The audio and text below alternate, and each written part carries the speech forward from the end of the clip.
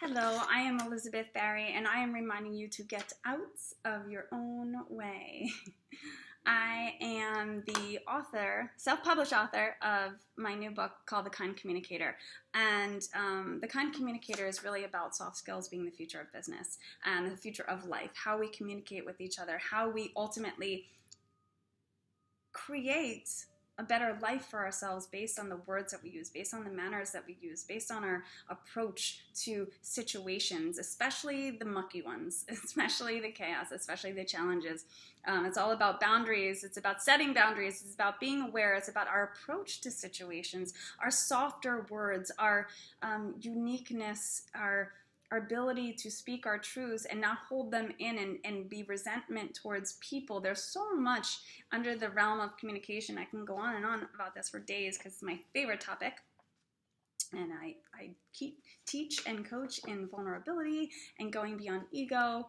And if you do need a business coach and you do want to be coached through your vulnerability and owning your weakness and owning your strengths, I'd be more than happy to talk with you about that if you are humble and if you are nice. I only work with nice people. Sorry.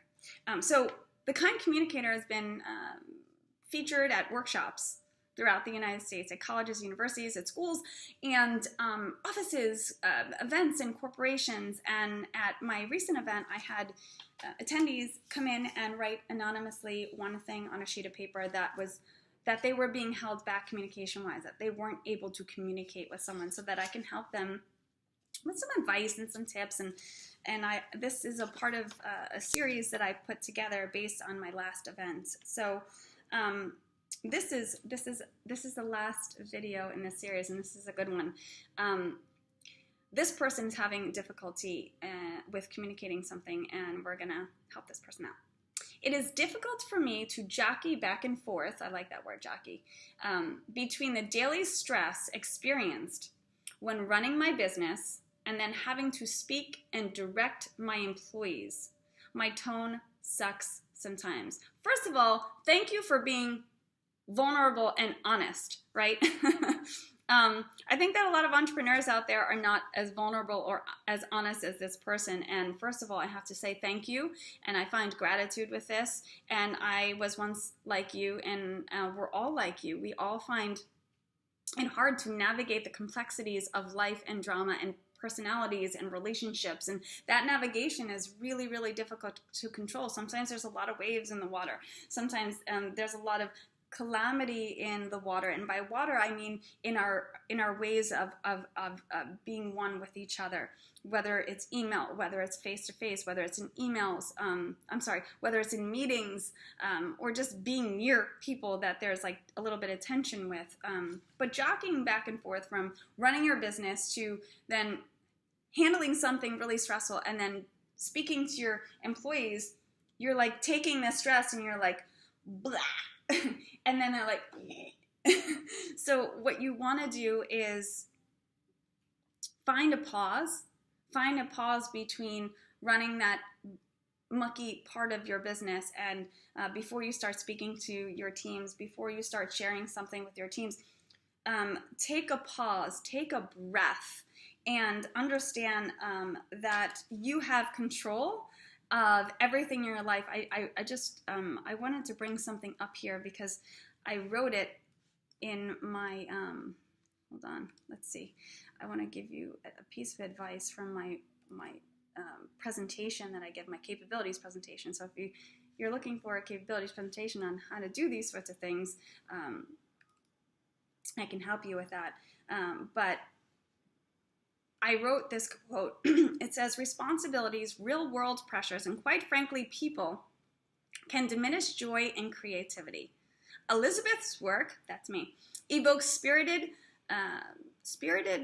inspiration. She empowers clients to discover greater possibility, to become more open, less concerned about being right or perfect. My unique talents guide others through the process of surrendering, learning, and growing from mistakes and experiences, and ultimately discovering their innate greatness.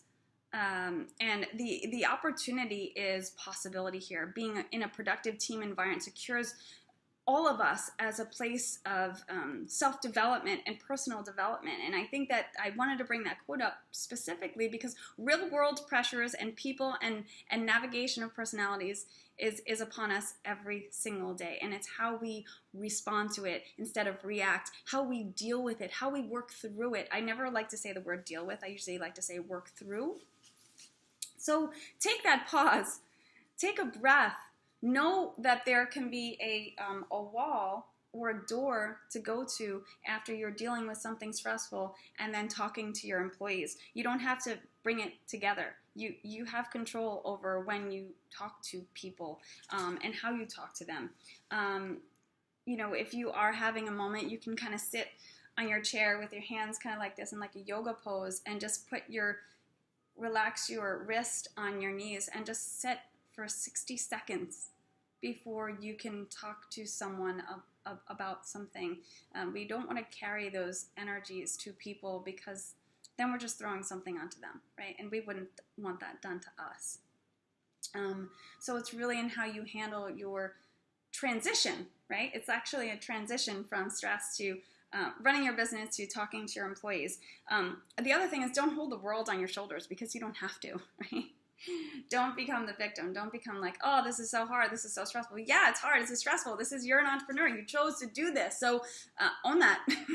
Don't hold the world on your shoulders. It doesn't have to be there. Put it over here because the world is here and you have the opportunity, the choice every day to go up or down, right or left, north or south, east or west with how you choose to see yourself and how you choose to see every single situation and experience. It doesn't always have to be such a burden. And trust me, even this morning I had to, I'm hosting an event and I'm kind of curating all of this food things and there are people that are nitpicking, and beggars can't be choosers. And of course, they were so whiny and they were just so annoying. And I chose not to take that into my day. I left it there, understood that I can't control everyone. And I don't want to take that to my next phone call or my next coaching call or my next opportunity to be hired as a speaker. I'm just going to leave that there because we have a choice to leave everything where it should be. Except if you have had a situation where you take your stress and you throw it onto your employees, then accept that. Take responsibility for it. Apologize in the moment. One of the things that I never was able to do until later in my life was apologize in the moment. I had too much pride. I had too much ego to say that I was wrong. Oh, God forbid I said I was wrong or I said I was sorry. It was such a mistake that I made, and I did run a fast-paced business with an employee, and I was in a place where I was like throwing all this stuff onto him, and I yelled at him a lot, and I was such a jerk. And it wasn't until that I worked on myself that I would catch myself in the moment and I would just be like, hey, I just said that or I did that and I apologize for treating you that way. And it takes a lot of guts, it takes a lot of cojones to be able to make yourself wrong in that sort of situation. But what happens is that you open up this entryway to communication and vulnerability and this openness and this love kind of comes through with your employees. If you can be honest and open and say, I didn't mean to do that and I apologize, that's fucking awesome. It's vulnerable and they will respect you more.